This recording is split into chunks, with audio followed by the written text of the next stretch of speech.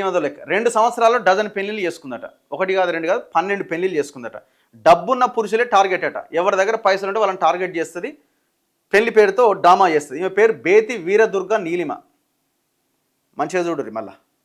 విడాకుల కోసం కోర్టులో కేసులు వేసిన వారిని గుర్తించి వల వేస్తుందట.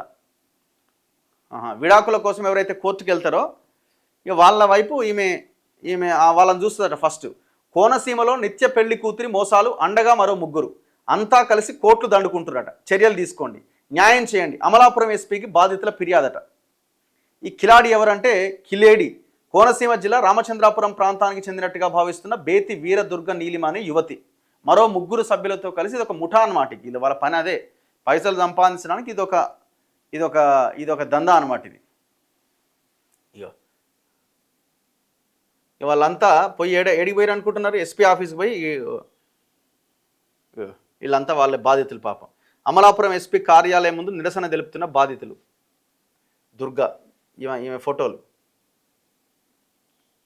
2 ఏళ్ల కాలంలో 12 మందిని పెళ్లి చేసుకుని వారి కుటుంబాల నుంచి కోట్ల రూపాయల ఆస్తులు డబ్బులు కాజేసిందట.